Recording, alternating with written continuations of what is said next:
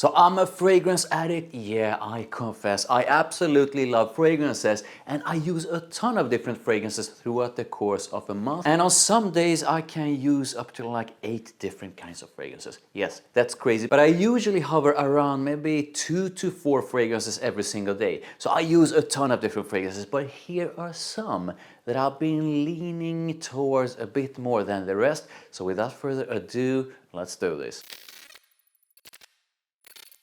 Hi, welcome to Rotten Rebel. If you are brand new to my channel and if you love smelling good, which I know you do, then you gotta make sure to hit that subscribe and that notification bell, and please do drop a like on this video. Thank you. So in this video, I will show you which fragrances I've been leaning towards a bit more than the rest, and I will also give you a glimpse into sort of how I rotate between different fragrances. So I absolutely love well-made powdery fragrances, and right now I'm sort of rotating between 3 fantastic ones. We have Narciso Rodriguez for him BLEU Noir. This is powdery, but powdery done in a very mass appealing way. It's masculine, it's a bit spicy, powdery, woody, smells fantastic. This one is perfect. I mean, you can even use it to work if you want, but perfect if you are going out with your friends or if you are going on a date. I rotate between this one and Givenchy Gentleman Reserve Privé. Now this is one that I've been talking so much about, and the reason for that is quite simple. I absolutely love it. So Givenchy Gentleman Reserve Privé is also powdery,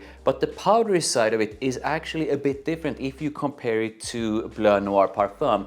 And I actually feel that it's a bit warmer. Both are fantastic and I love them both, and don't ask me which one I like the most. Now the third powdery fragrance that I sort of rotate between right now is the brand new Armani Code Parfum. So Armani Code Parfum is also powdery, but the powdery side of Armani Code Parfum is actually quite different if I compare it to these two. So this one feels more, it has sort of a fresh side to it, and the powdery side is not as heavy as it is in these two. And this one to me is probably, right now at least, one of the most versatile powdery scents a man can buy. Now you can use all of these 3 whenever you want. It's your life, do what you want. But I want to say this, Armani Code Parfum is the most versatile of this bunch. So use it to work when you are going on a date, for lazy Sundays, whenever you want a lighter kind of powdery scent on you.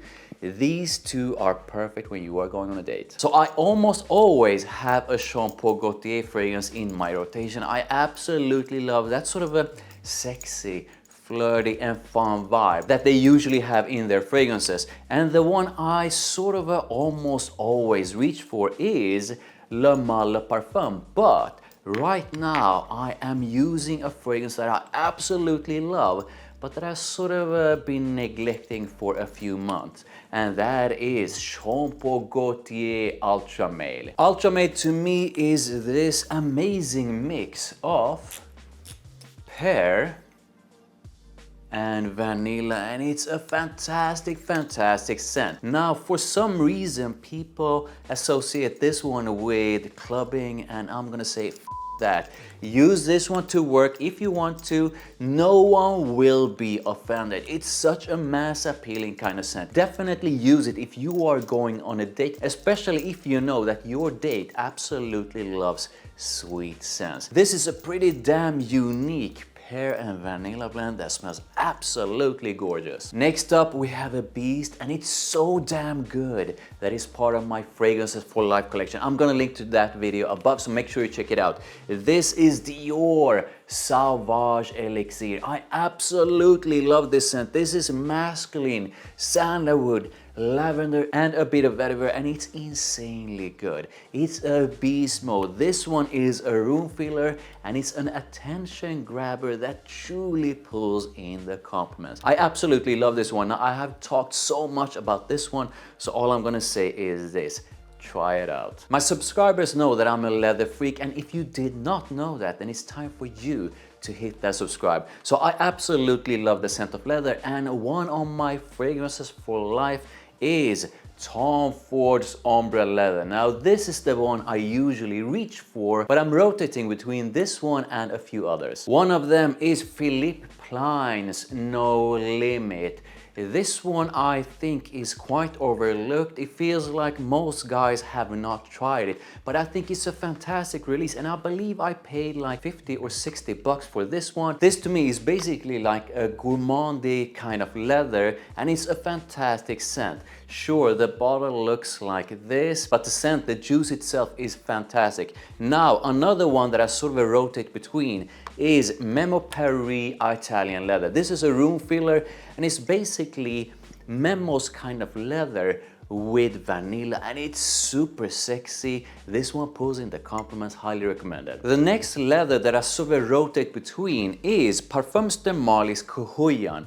Now this one is actually quite different to these. It's a leather, but to me it's more of like an animalic kind of leather with a floral touch. I don't think this one is super challenging, but it's definitely more of a niche kind of scent. And to some people it can be a bit polarizing, but it's a fantastic scent. If you love the scent of leather, then I can highly recommend you to check all of these out.